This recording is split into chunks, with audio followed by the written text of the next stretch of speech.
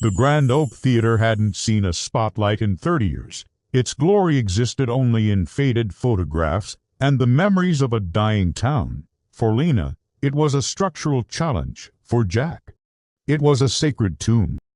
Foundation stable, but the east wall is a write-off. Dry rot. The whole thing is sentimental rubble. I still don't see why the city didn't just approve the demolition.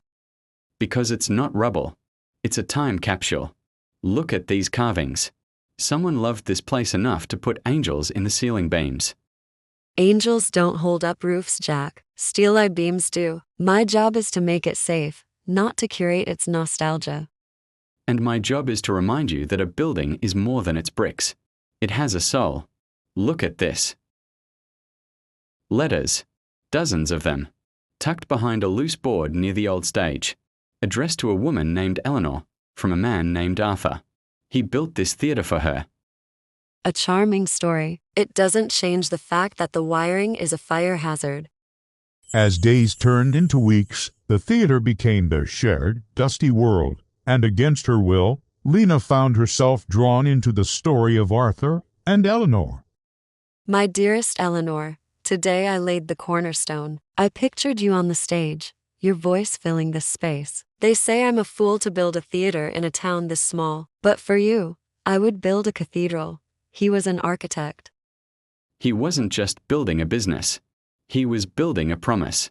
He believed love was a foundation strong enough to hold up any dream. And what happened to them? The town records show the theater open, but there's no record of an Eleanor ever performing here. I don't know yet. But isn't it fascinating? It's a mystery. Their story is still here, whispering. Stories don't pay the bills, Jack, and they certainly don't fix a collapsed balcony. Lena, are you okay? My ankle. I stepped back, and the floorboard just gave way. Okay, don't move. It's okay. I've got you. This is exactly what I was talking about. This entire place is a death trap. It's unpredictable. It's falling apart. Not everything that's fragile is without value. Here, let me help you up. I don't do well with unpredictable. Why? Because you can't draw a blueprint for it? Because the last time my life was unpredictable, my father walked out. He promised he'd help me build a treehouse. He laid the foundation and then he was just gone. I learned that day that promises are just words, and structures you can't trust will always collapse. Not all of them, Lena.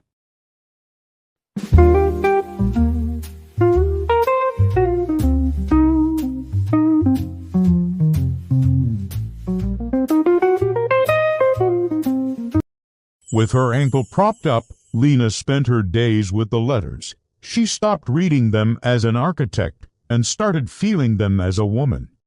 My Eleanor, the war is calling me away. I may not return, but know this theater was my heart made tangible. Even if I am not there to see you on its stage, my love for you is in every nail, every beam. It will forever be the echo of us. He never came back. He died in the war, 2 weeks before he was due to ship home. Eleanor never performed. She couldn't. She just kept the lights on until she couldn't afford to anymore. He didn't break his promise. He kept it, the best he could. It wasn't the story I thought it was. It wasn't a story of abandonment. It was a story of devotion.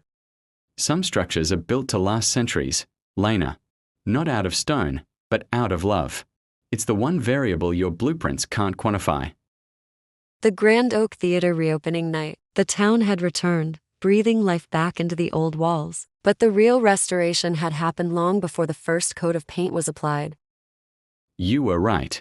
It has a soul. I can feel it now.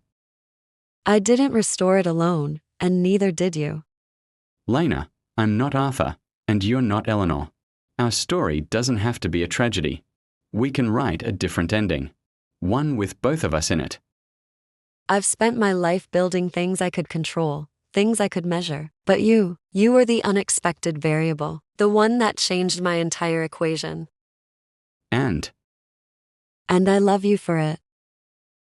And so, in the hallowed silence of a restored dream, Two hearts finally listened to the echo of their own story, a story no longer trapped in the past, but built on a new foundation. Strong enough to hold a future, and brave enough to believe in its promise. Ho, ho, ho!